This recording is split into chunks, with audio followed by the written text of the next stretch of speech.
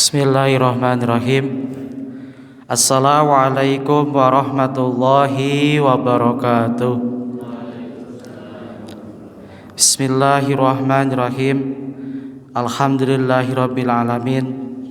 Wassalatu wassalamu ala asrafil anbiya wal mursalin wa ala alihi washabihi ajmain, amma ba'du.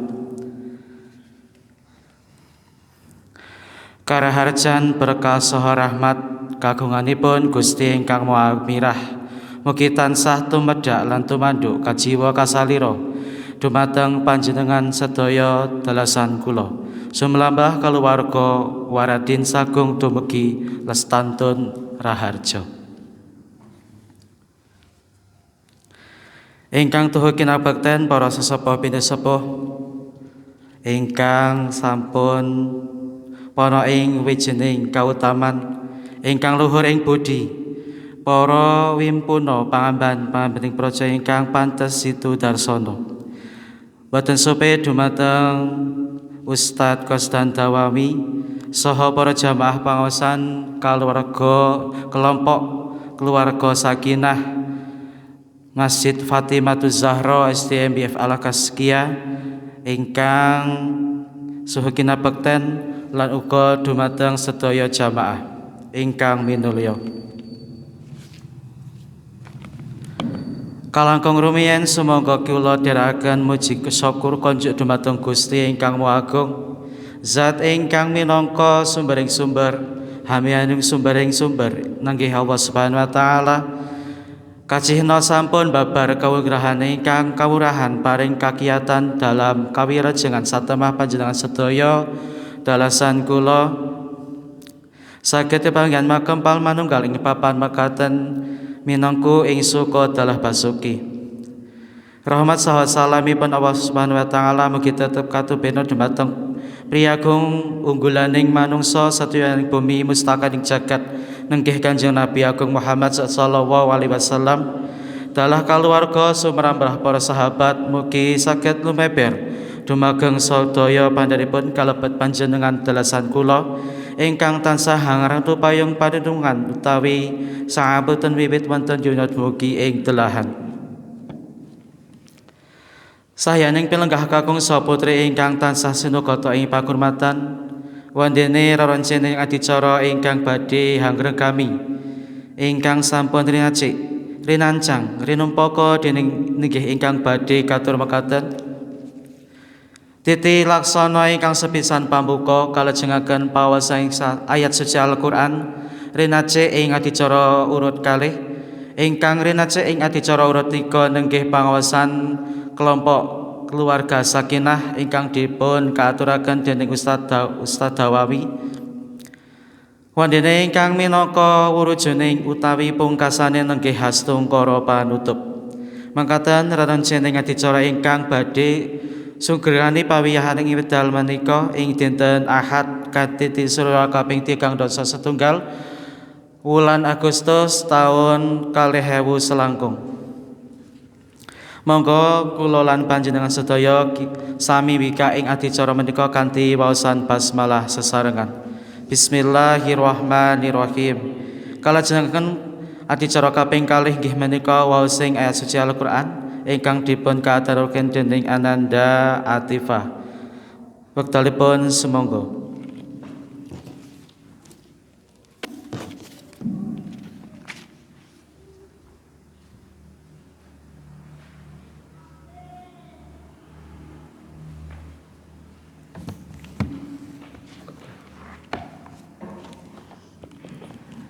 Assalamualaikum warahmatullahi wabarakatuh. A'udzu billahi minasy syaithanir rajim. Bismillahirrahmanirrahim. Lau anzalna hadal Qur'ana ala jabalil la ra'aitahu khashi'an mutasaddian min khasyatillah wa tilkal amsalu nadribuha linnasi la'allahum yatafakkarun.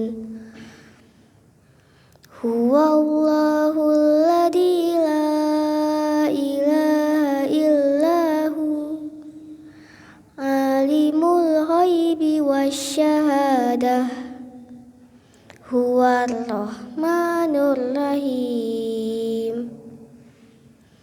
Huwallahul ladzi la ilaha illahu al-malikul qudusus salamul mu'minul muhaiminul azizul jabbarul mutakabbir. Subhanallahi amma yusyrikun. Huwallahul khaliqul bari'ul musawwiru lahul asma'ul husna. Yusabbihu lahu ma fis samawati wal ard wa huwal azizul hakim. Sadaqallahul adzim. Wassalamualaikum warahmatullahi wabarakatuh.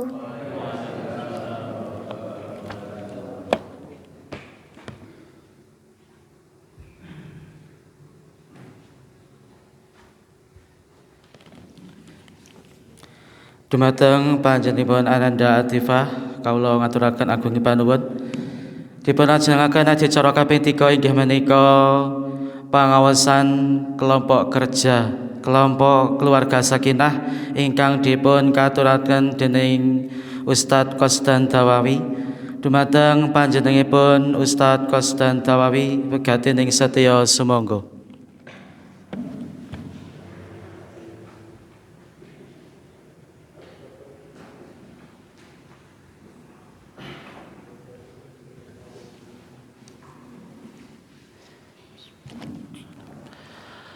Assalamualaikum warahmatullahi wabarakatuh.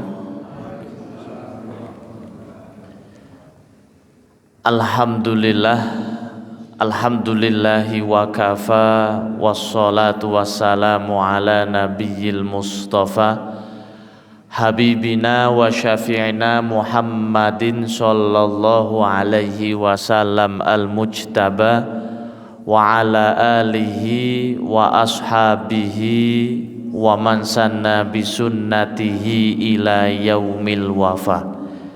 Qala Allah ta'ala fi kitabihil karim, a'udzu billahi minasy syaithanir rajim. Rabbi habli minas sholihin. Shadaqallahul azim. Amma ba'du. Yang kami hormati segenap pimpinan cabang Muhammadiyah Wonosobo, pimpinan cabang Aisyah beserta seluruh ortum. Yang kami hormati Bapak, Ibu, rekan-rekan hadirin wal hadirat kajian keluarga Sakinah yang insya Allah senantiasa dirahmati Allah Subhanahu wa ta'ala. Alhamdulillah, puji dan syukur tiada henti kita panjatkan kehadirat Allah Subhanahu wa ta'ala yang atas limpahan nikmatnya kita semua masih diberi umur panjang, nikmat iman, Islam, sehat dan sempat, sehingga di waktu dan di tempat yang penuh berkah ini kita masih sempat untuk bersilaturahmi, bersilatul ilmi dalam keadaan sehat walafiat tanpa suatu halangan apapun. Selanjutnya sholawat beriring salam semoga senantiasa tercurah limpahkan kepada uswah hasanah kita baginda Nabi Muhammad sallallahu alaihi wasallam yang syafaatnya senantiasa kita nantikan di yaumil qiyamah. Teriring doa semoga kita dan keluarga termasuk di dalamnya. Allahumma amin.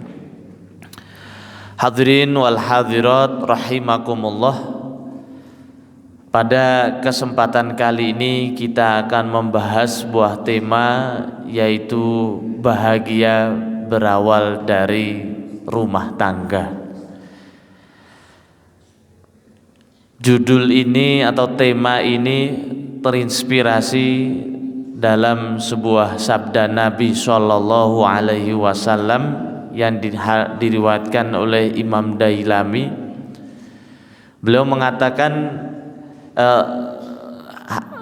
Imam Dailami meriwayatkan bahwa Nabi Shallallahu Alaihi Wasallam bersabda, arba'un min sa'adatil mar'i. 4 hal yang menjadi kunci kebahagiaan seseorang. Yang pertama apa? Antakuna zaujatahu solihatan. Yang pertama adalah istri yang solihah. Yang kedua adalah wa auladahu abroron, anak-anak yang solih solihah atau anak yang selalu berbakti kepada kedua orang tua.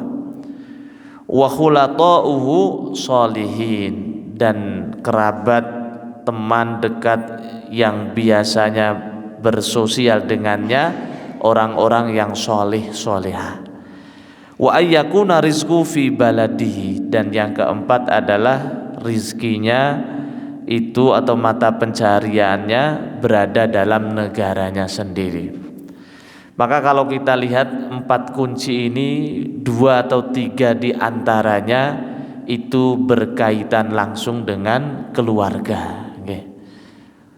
Kemudian apa itu bahagia? Sebelum kita membahas kaitannya antara bahagia dan keluarga, maka tentu kita perlu membahas apa itu bahagia. Dalam definisi bahagia ini sangat bermacam-macam. Namun tentu yang paling sempurna, yang paling lengkap adalah definisi dalam agama kita, yaitu agama Islam, di mana Allah Subhanahu wa taala mengistilahkan hidup yang bahagia di dalam Al-Qur'an ini setidaknya dengan 3 istilah. Yang pertama, hidup bahagia diistilahkan dengan hayatan thayyibah, sebagaimana yang Allah firmankan dalam Quran surah An-Nahl ayat yang ke-97. A'udzu billahi minasyaitonir rajim. Man 'amila sholihan min dzakarin aw untha wa huwa mu'min falanuhyiyannahu hayatan thayyibah. Man 'amila sholihan, barang siapa yang beramal soleh, wa huwa mu'min, dan dia orang yang beriman, falanuhyiyannahu, maka kami akan berikan kehidupan kepadanya, hayatan thayyibah, hidup yang baik, hidup yang bahagia. Maka syaratnya kalau di ayat ini 2. 1, kunci bahagia itu ada pada iman. Yang kedua, dengan amal soleh. Yang kedua, hidup bahagia ini diistilahkan dalam Al-Quran sebagai sa'adah. Dan dalam bahasa Arab, sa'adah ini tidak hanya kebahagiaan di dunia, namun kebahagiaan yang juga sampai nanti di akhirat. Contoh ayat Al-Quran yang mengistilahkan bahagia itu sebagai sa'adah. Dalam Quran surah Hud ayat yang ke-105, Allah berfirman, a'udzu billahi minasyaitonir rajim, yauma ya'ti la takallamu nafsun illa biidnih. Pada hari itu tidak ada seorang pun yang diizinkan berbicara illa biidnih, kecuali yang Allah izinkan. Faminhum syaqiyyun wa minhum sa'id. Faminhum syaqiyyun au sa'idun. Dan di antara manusia kelak di akhirat ada yang syaqi, yaitu sedih, wa sa'idun, atau ada yang bahagia. Nah, berarti orang yang bahagia itu hidupnya penuh dengan sa'adah, atau orangnya disebut sa'id, ya, orang yang berbahagia. Kemudian di ayat yang lain, hidup bahagia ini juga diistilahkan selain tadi dengan istilah thayyibah, dengan sa'adah, yang ketiga adalah dengan falah. Falah ini diartikan dengan keberuntungan, kemenangan, dan juga kebahagiaan. Dalam Quran surah Al-Mu'minun, ayat yang ke-1 sampai 9, Allah Subhanahu wa taala berfirman, a'udzubillahi minasyaitonirrajim, qad aflahal mu'minun. Maka telah menanglah, telah beruntunglah orang-orang yang beriman. Namun ternyata iman saja tidak cukup, sebagaimana yang disebut dalam Quran surah An-Nahl ayat 97 tadi. Namun setelah beriman, dia juga walladzina hum fi sholatihim khosyi'un, alladzina hum fi sholatihim khosyi'un, yaitu orang-orang yang di dalam sholatnya itu khusyuk. Walladzina hum 'anil laghwi mu'ridun, dan orang-orang yang berpaling atau menjauhi hal-hal yang laghwi ini adalah sia-sia, lagho, yang sia-sia saja perlu kita tinggalkan, apalagi yang mengandung dosa. Walladzina hum lizzakati fa'ilun, dan orang-orang yang menunaikan zakatnya. Walladzina hum li furujihim hafidun, orang-orang yang menjaga kemaluannya. Maka kalau kita urutkan, intinya setelah iman dengan amal soleh. Kemudian orang yang berbahagia, orang yang mendapatkan sa'adah, mendapatkan hayatan thayyibah, mendapatkan falah di dunia ini, biasanya cenderung hidupnya lebih panjang umurnya, lebih sehat keadaan badannya. Karena secara penelitian juga disebutkan orang yang hidupnya lebih bahagia, imunnya atau tingkat kesehatannya lebih baik, dan juga dia akan lebih produktif dalam hal-hal yang positif, dan dia akan lebih semangat untuk bersosial atau bermuamalah dengan sesama manusia. Berbeda dengan orang yang sedih, cenderung untuk menyendiri, cenderung untuk mengurung diri. Maka penting bagi kita untuk meraih kebahagiaan. Dalam sebuah syair Arab disebutkan, seorang penyair mengatakan, walastu aro as-sa'adah jam'a malin, aku telah melihat bahwa kebahagiaan itu bukan dengan menumpuk harta. Walakin nattaqi huwas sa'id, akan tetapi orang yang bertakwa dialah orang yang berbahagia sesungguhnya. Kemudian disebutkan wataqwallahi khairuz zadi dhahron, dan takwa kepada Allah merupakan sebaik-baiknya bekal yang disimpan. Kalau harta kita simpan, nanti akan habis.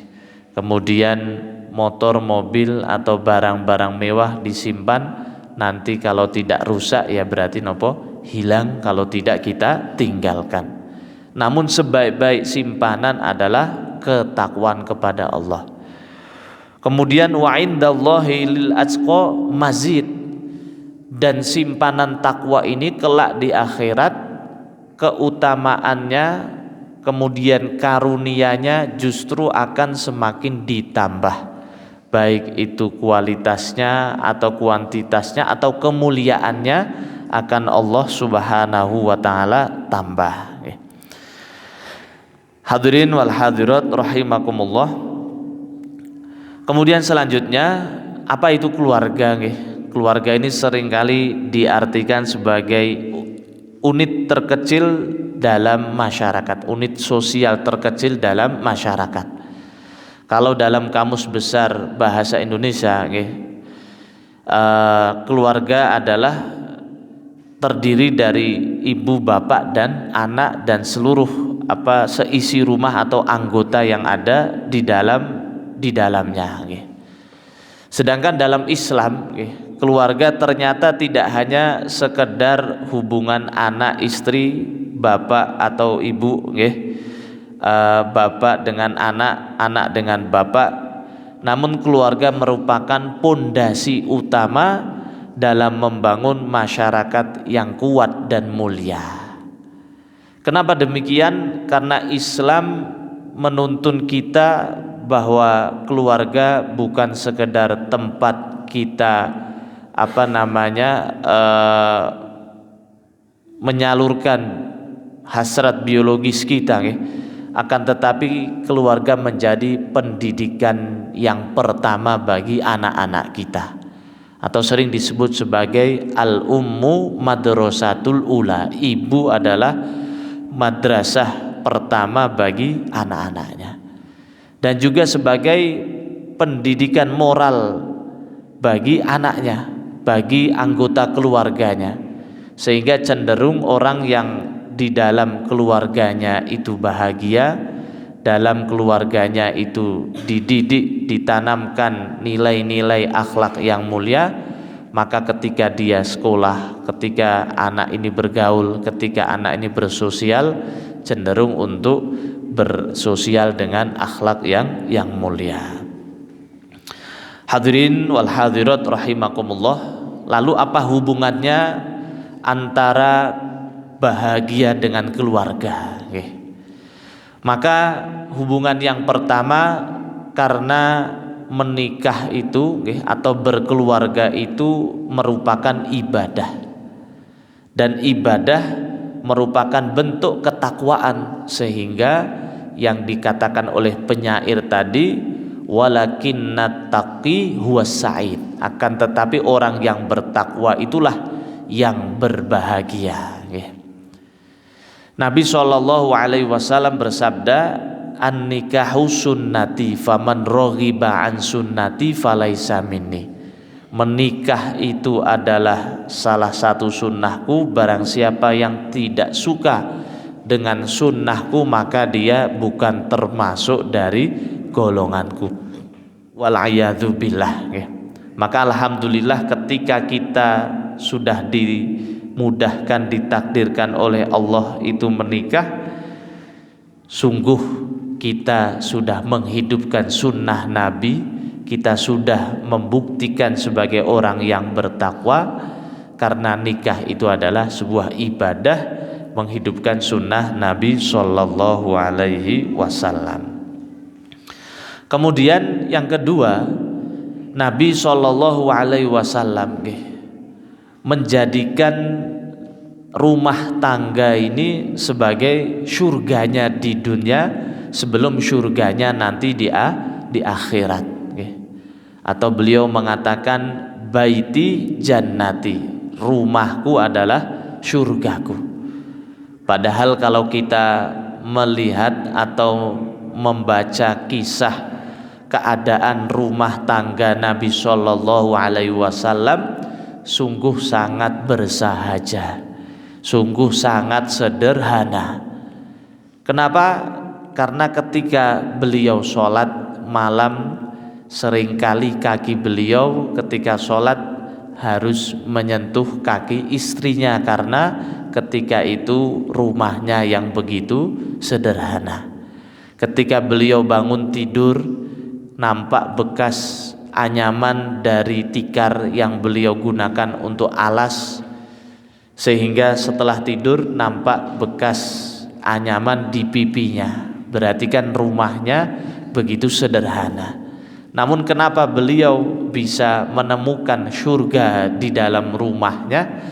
Karena sekali lagi, rumah atau keluarga yang digunakan sebagai sarana untuk beribadah, saling mendukung, saling mengajak untuk menjadikan keluarga sebagai sarana ibadah, maka inilah yang menyebabkan rumah kita menjadi surga walaupun rumahnya sederhana. Kemudian yang ketiga hubungannya bahwa menikah ini pasti orang itu bahagia ketika menikah, ketika walimah. Kira-kira ada orang yang ketika walimah malah sedih Saya kira kalau sedih berarti mungkin nikahnya terpaksa Namun pasti orang menikah itu bahagia, saking bahagianya mengundang semua orang untuk hadir, ikut mendoakan, ikut bahagia dalam pernikahannya sehingga kebahagiaan ini yang mencurahkan atau yang menurunkan adalah Allah Subhanahu wa taala. Maka dalam Quran surah Ar-Rum surah yang ke-30 ayat 21, Allah Subhanahu wa taala berfirman, a'udzubillahi minasyaitonirrajim, wa min ayatihi an khalaqalakum min anfusikum. Dan di antara tanda-tanda kebesaran Allah Subhanahu wa taala menciptakan untuk kita pasangan-pasangan dari jenis kita. Alhamdulillahnya kita diberi pasangan dari bangsa manusia. Bayangkan kalau Allah menciptakan pasangan kita dari bangsa jin, nggak kelihatan nanti. Kemudian susah juga beda dunia. Dan perlu kita ingat pasangan kita bukan malah malaikat. Yang mana malaikat itu begitu sempurna, namun pasangan kita adalah manusia yang disebut sebagai mahallul khoto' wan nisyan, tempat salah dan juga lupa. Sehingga wajar kalau misalnya pasangan kita kadang salah, kadang lupa. Kemudian pasangan kita ada kekurangan, ada kelebihannya. Maka kalau kita bisa memahami Quran surah Ar-Rum ayat 21 ini, kita tidak akan membandingkan pasangan kita dengan pasangan orang. Atau kita tidak akan pernah menyesal dengan pasangan kita yang sekarang. Kira-kira Bapak Ibu sekalian nyesal wah saya menikah dengan pasangan saya yang sekarang, mau dibatalkan kan juga repot. Namun Nabi Shallallahu Alaihi Wasallam mengajarkan kita justru dengan adanya kekurangan, adanya kekhilafan itu untuk saling menyempurnakan. Kemudian di ayat ini Allah melanjutkan litaskunu ilaiha, litaskunu agar kita mendapatkan ketentraman dengannya. Maka kalau kita boleh jujur ketika sebelum menikah dengan setelah menikah, tanggung jawabnya lebih besar mana kira-kira? Setelah menikah atau sebelum menikah? Pasti setelah menikah. Ketika setelah menikah kita memikirkan kalau suami kita belum pulang contohnya, kita akan kepikiran. Kemudian ketika pergi kemana kita akan kepikiran dengan siapa, ketika kita kepikiran suami juga sama bertanggung jawab menafkahi keluarganya. Walaupun tanggung jawabnya lebih berat, kalau kita mau bandingkan hidup kita sebelum menikah dengan setelah menikah, kira-kira lebih senang, lebih tentrem setelah menikah atau sebelum menikah Bapak Ibu sekalian? Pasti setelah menikah. Bahkan kita merasakan sendiri ketika saya ditinggal istri pulang kampung ke Purwokerto, sehari saja sudah rasanya seperti 1 tahun Itu menandakan bahwa walaupun tanggung jawab kita lebih besar, namun ada ketenangan, ketentraman yang Allah curahkan kepada orang-orang yang menikah. Wa ja'ala bainakum mawaddatan wa rahmah, dan di dalam pernikahan ini Allah jadikan mawaddah wa ja'ala bainakum mawaddah, yaitu rasa cinta nggih, wa rahmah, dan saling berbelas kasih atau saling menyayangi nggih. Sehingga dengan menikah ini, pertama kita mendapatkan ketentraman nggih, kesenangan, yang kedua kita mendapatkan kecintaan dan juga mendapatkan kasih sayang. Hadirin wal hadirat rahimakumullah, maka perlu niat yang baik nggih, karena tadi bahagia yang berasal dari Allah nggih, dan berbahagia itu hanya orang-orang yang bertakwa. Dan salah satu bentuk ketakwaan kita adalah dengan apa? Menikah nggih. Dan menikah ini adalah surganya seseorang sebelum surga yang sesungguhnya. Dan selain itu kita perlu berikhtiar nggih. Kalau niat sudah baik namun tidak ada ikhtiar atau caranya yang kurang baik, maka hasilnya juga kurang baik. Maka mari kita sejenak untuk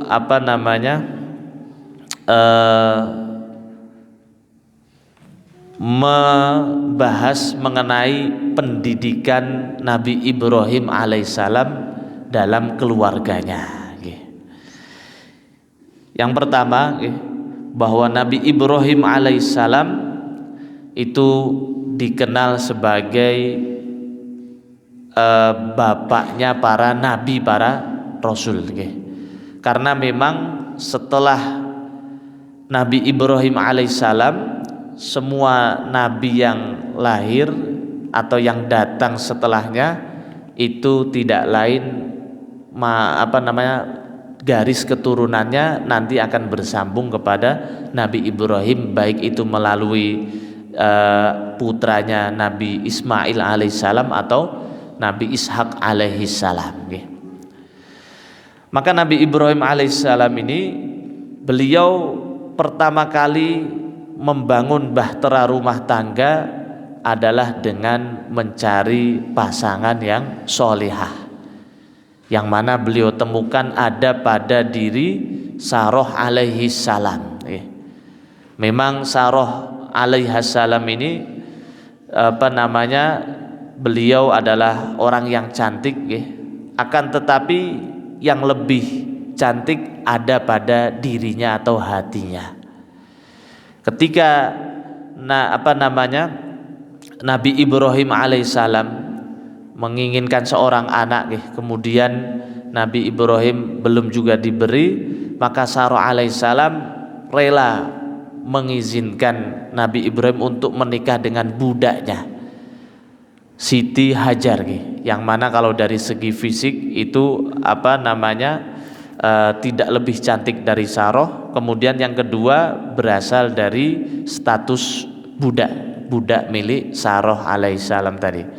Maka kemudian Nabi Ibrahim menikah dengan siapa? Dengan Sarah, dengan Siti Hajar, yang kemudian dikaruniai anak yang bernama Ismail alaihissalam.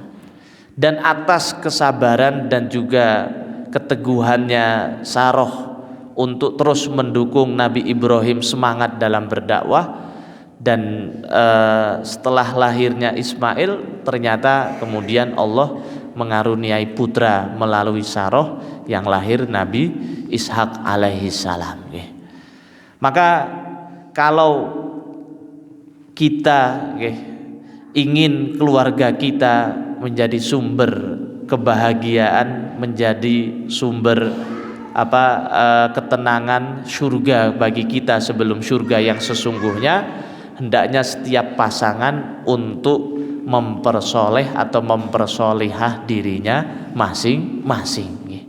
Dengan cara apa ya? Terus meningkatkan ibadah dengan ilmu, dengan amal, dengan bermujahadah, sehingga akan lahir generasi yang solih-solihah dan keluarganya benar-benar menjadi baiti jannati. Kemudian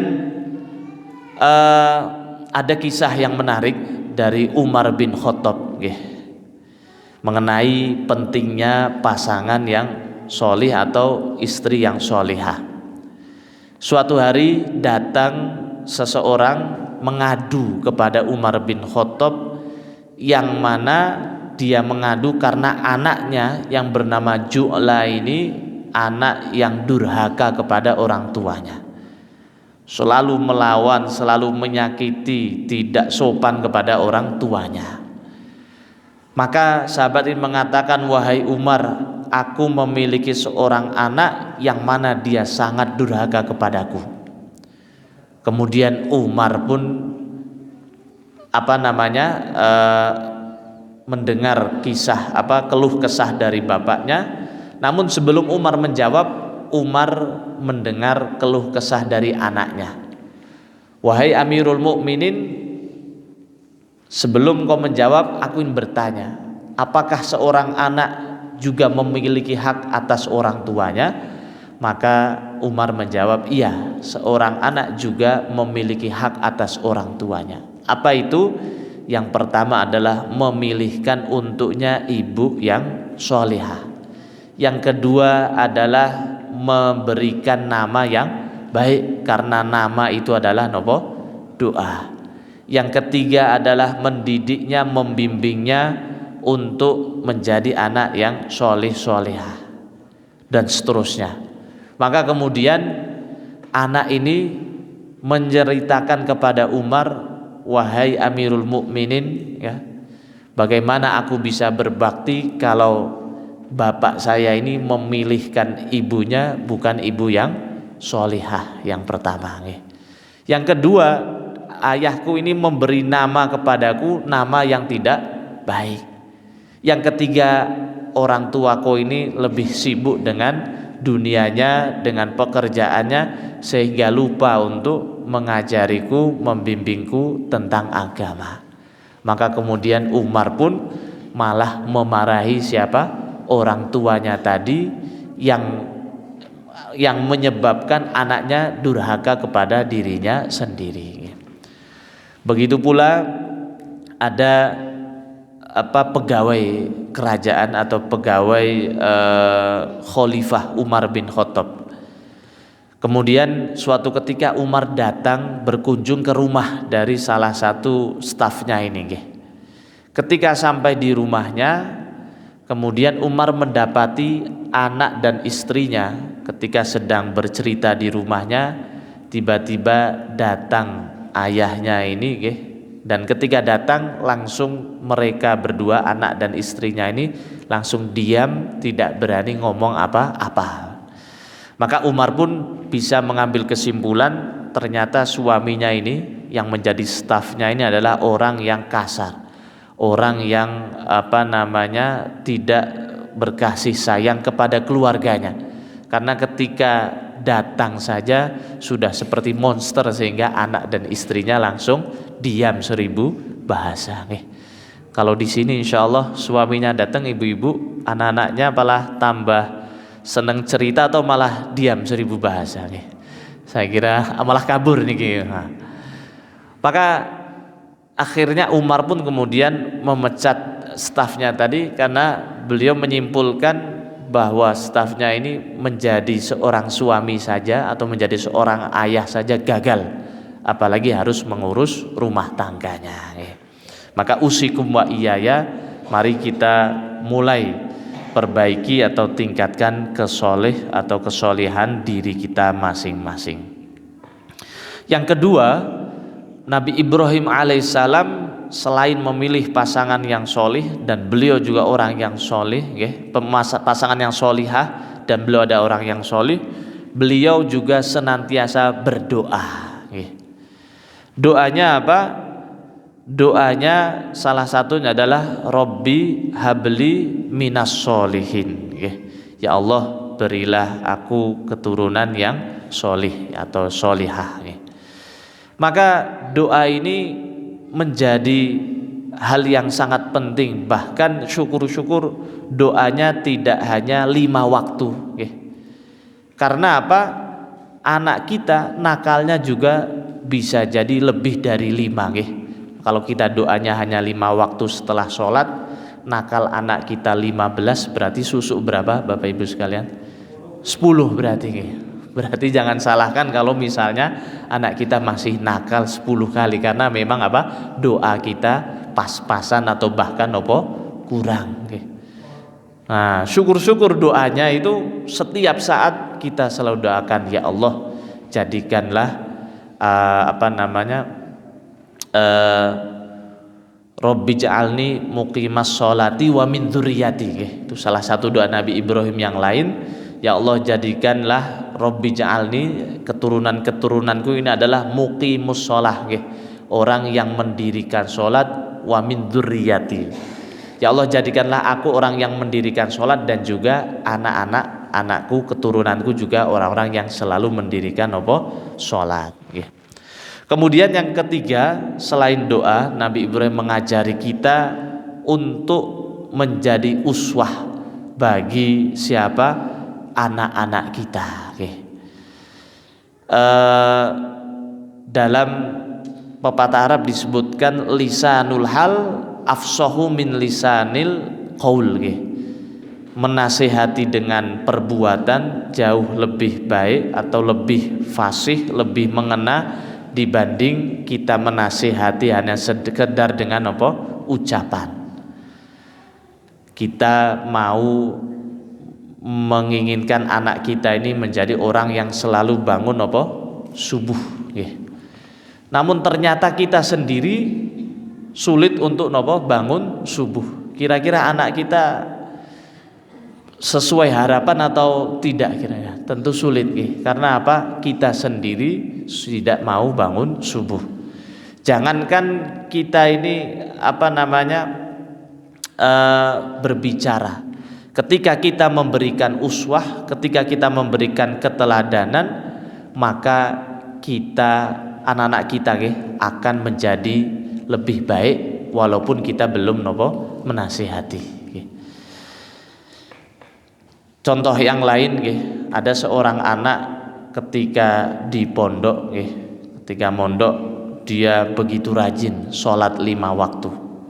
Kemudian ketika dia pulang ternyata kembali seperti sebelumnya, suruh sholat susah atau sholat subuhnya terlambat. Maka salah satu sebabnya karena ketika di pondok dia melihat teman-temannya, ustadz-ustadznya selalu bangun lebih awal, semangat untuk bangun subuh bahkan sebelum subuh sholat tahajud. Namun ketika balik ke rumah melihat ayah ibunya ketika adzan masih nanti dulu belum qomat. Ketika qomat nanti dulu belum walad dolin amin. Maka akhirnya ketiduran dan kebablasan. Inilah yang penting bagi kita, termasuk Nabi Ibrahim alaihissalam. Beliau memberi keteladanan kepada anaknya, keteladanan kepada istrinya. Kalau kita melihat kisah beliau, sejak beliau kecil sudah diuji dengan ujian yang berat.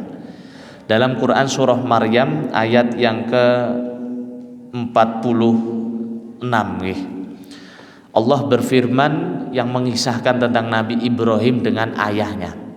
A'udzubillahi minasyaitonirrajim. Qala araghibun anta an alihati ya Ibrahim. Dia ayahnya berkata, wahai Ibrahim, bencikah kau kepada Tuhan-Tuhanku? Lain lam tantahi la arjumannaka wahjurni maliya. Jika engkau tidak berhenti untuk menghina Tuhan-Tuhan kami, Tuhan kita, pastilah engkau akan kurajam, maka tinggalkanlah aku untuk waktu yang lama.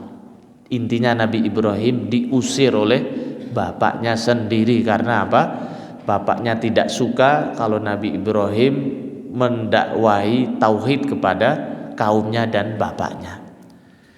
Maka Nabi Ibrahim tanpa pikir panjang beliau mengatakan, qala salamun alaik, semoga keselamatan dilimpahkan kepadamu. Sa'astaghfirulaka rabbi, aku akan memohonkan bagimu kepada Tuhanmu. Innahu kana hafiya, sesungguhnya dia sangat baik kepadaku. Walaupun diusir, Nabi Ibrahim tetap berbuat baik, mendoakan siapa? Ayahnya, agar ayahnya nanti diberi hidayah, kemudian diampuni nopo dosa-dosanya. Wa a'tazilukum wa ma tad'una min dunillahi wa adu rabbi alla asa allakuna bidu'ai rabbi syaqiyah. Dan aku menjauhkan diri darimu dan dari apa yang engkau sembah selain Allah, dan aku berdoa kepada Tuhanku semoga aku tidak kecewa dengan berdoa kepada Tuhanku. Falamma a'tazalahum wa ma ya'buduna min dunillah wa wahabna lahu Ishaq wa Yaqub. Maka ketika Nabi Ibrahim sudah menjauhkan diri dari ayahnya, dari kampungnya, dan dari apa yang telah mereka sembah, wa wahabna lahu Ishaq wa Yaqub, kami anugerahkan kepadanya Nabi Ishak dan Nabi siapa? Yakub. Wa kullan ja'alna nabiyya, bahkan keduanya Allah jadikan sebagai seorang nabi. Maka ada hadis, walaupun hadis ini dhaif, bisa kita jadikan motivasi. Bunyinya adalah birru abaakum tabarrakum abnaukum, yang artinya berbaktilah kepada orang tua kita, maka anak-anak kita akan berbakti kepada kita. Maka perlu keteladanan. Bisa jadi orang tua yang dulu masih sehat sekarang sakit, yang dulu mungkin membantu kita justru sekarang mungkin menguji kesabaran kita, namun justru dengan itu kita secara tidak langsung memberi keteladanan kepada anak-anak kita untuk berbakti kepada kedua orang tuanya. Kemudian selain uswah hasanah adalah lingkungan yang baik. Nabi Ibrahim alaihissalam itu kan membawa putranya Nabi Ismail yang masih kecil itu ke sebuah lembah yang tandus. Padahal lembahnya tandus, tidak ada air dan tidak ada penghuninya karena memang tandus. Namun Nabi Ibrahim rela membawa ke sana untuk apa? Untuk mendapatkan lingkungan yang baik. Dalam sebuah ayat, yaitu Quran surah Ibrahim ayat yang ke-37, Allah berfirman, a'udzubillahi minasyaitonirrajim, Rabbana inni askantu min dzurriyyati biwadin ghairi dzi zar'in 'inda baitikal muharram. Rabbana, ya Allah, aku tempatkan diriku dan anak-anakku biwadin ghairi dzi zar'in, di sebuah wadi yang tidak ada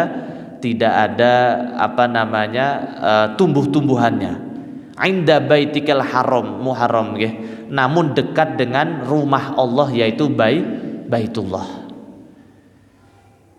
Nah, ini penting bagi kita ketika kita ingin anak kita soleh-solehah, keluarga kita baik, maka kita perlu memperhatikan siapa orang yang ada di sekitar kita. Kalau tetangga kita sukanya ghibah, lambat atau cepat pasti kita akan mengikuti ghibah pula. Kemudian Nabi Ibrahim mendekatkan anaknya ke rumah Allah, ke dekat Baitullah, tidak lain agar anak ini mendapat lingkungan yang baik. Kalau pepatah Arab mengatakan al-jar qoblad dar, rumah itu tetangga itu perlu diseleksi sebelum kita menyeleksi rumah. Rumahnya bagus, namun kalau strategis tepatnya, namun kalau lingkungannya tidak baik, maka akhirnya nanti menjadi yang tidak baik. Namun biasanya kita itu memondokkan anak itu karena anaknya nakal. Kamu nanti kalau nakal saya pondokkan saja. Jadi mondok itu bukan karena niatnya niatnya pengen mendapatkan lingkungan yang baik, karena marah hukuman kepada anak kita karena anak kita nakal. Seharusnya ketika kita memondokkan, ya niatnya agar anak kita ini mendapatkan lingkungan yang lebih baik, sehingga tertanam dalam dirinya kebiasaan akidah yang baik pula. Kemudian selanjutnya yang kelima nggih. Yang kelima adalah dialog atau komunikasi yang baik kepada anak-anak kita nggih. Ketika kita mau memondokkan anak nggih, ya kita ajak komunikasi, kita ajak diskusi bahwa harapan besar orang tua adalah ketika nanti anak ini besar, mereka bisa menjadi anak yang solih solihah. Ketika orang tua nanti meninggal, anak bisa mendoakan kedua orang tuanya. Bahkan ketika nanti di akhirat, anak bisa membela, meringankan hisab di yaumul qiyamah. Maka itu yang perlu kita bicarakan. Bukan berarti ketika anak mondok karena anak nakal nggih. Kemudian setelah mondok kita ceritakan, nak nyari rizki itu berat nggih. Nyari uang itu susah, maka kamu di sini mondok juga harus sungguh-sungguh nggih. Ya namun kita ajak ngobrol bagaimana kenapa dia dipondokkan, karena cita-cita besar untuk masa depan dirinya dan orang tuanya di dunia maupun di akhirat. Sebagaimana Nabi Ibrahim dalam Quran surah As-Saffat mengisahkan ketika beliau bermimpi melihat anaknya disembelih oleh dirinya, maka Nabi Ibrahim tidak langsung kemudian memaksa Nabi Ismail untuk disembelih, namun diajak berdialog, yaitu falamma balagha ma'ahu sa'ya qala ya bunayya inni ara fil manami adbahuka fangdur madza tara. Wahai anakku, ketika aku tidur telah bermimpi menyembelihmu, maka bagaimana pendapatmu? Sehingga Nabi Ismail dengan sendirinya menyatakan kesiapan untuk melaksanakan perintah Allah yang berat ini. Bahkan beliau mengatakan satajiduni insyaallahu minas sabirin, engkau akan mendapatiku menjadi orang yang bersabar. Termasuk ketika kita mau sedekah, contohnya mau memasukkan uang di kotak amal, kita libatkan anak kita. Memang sama-sama sedekah, namun ketika kita minta anak kita memasukkan uang tadi, maka sebenarnya kita sedang mengajari atau mendidik anak kita untuk rajin bersedekah. Sebagaimana Nabi Ibrahim mengajak Nabi Ismail untuk ikut membangun Ka'bah, padahal Nabi Ismail saat itu masih kecil. Akan tetapi dengan itulah sebenarnya anak akan terdidik, akan melihat meniru orang tuanya dengan sendirinya. Walaupun kita mampu melakukannya sendiri, akan tetapi kita mulai ajak anak kita sedini mungkin untuk ikut andil dalam berbuat baik. Ketika mau memberi fakir miskin, kita beri kesempatan anak kita juga ikut menyerahkan, karena dengan itu mereka sedang kita didik atau kita ajarkan. Kemudian yang keenam, mencintai anak karena Allah Subhanahu wa ta'ala.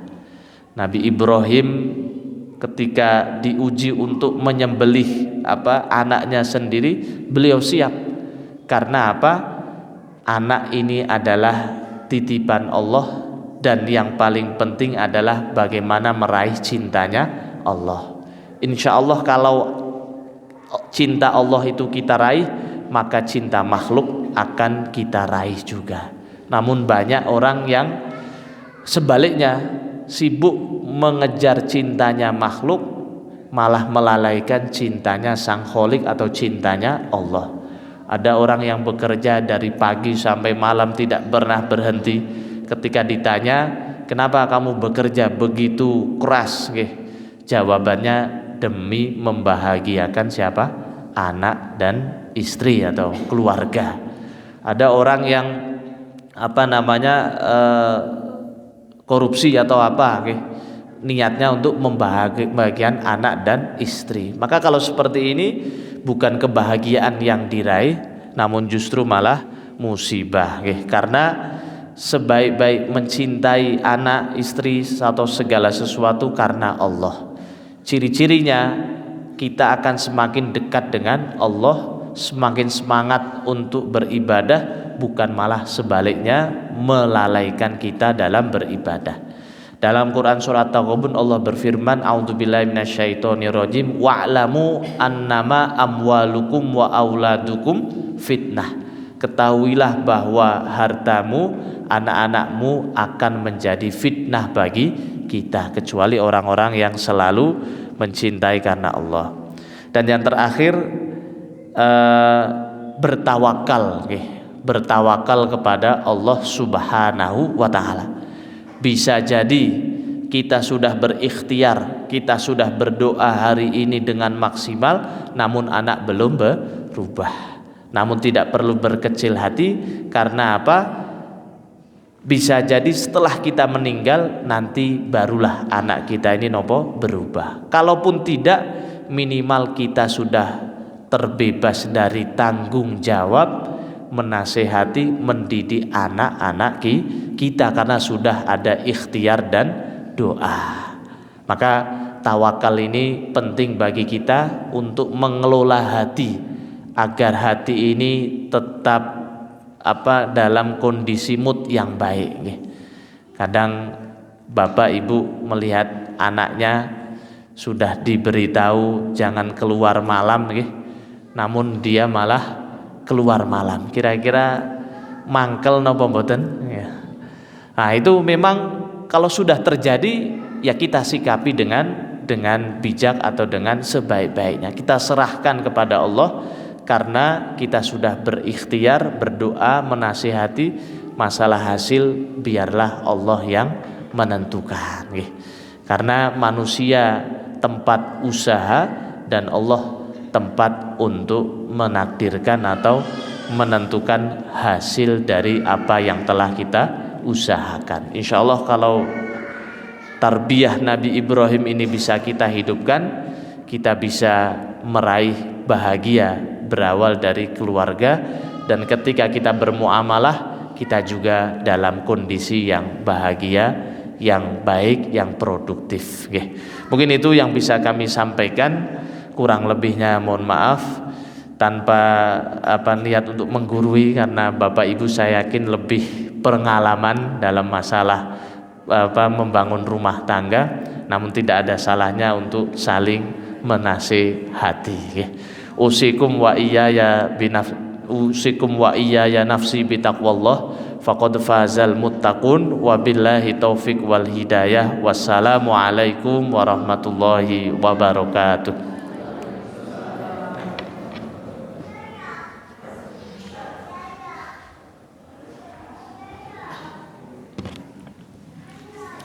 Jazakumullah khairan katsir dumateng panjenenganipun Ustaz Kosten.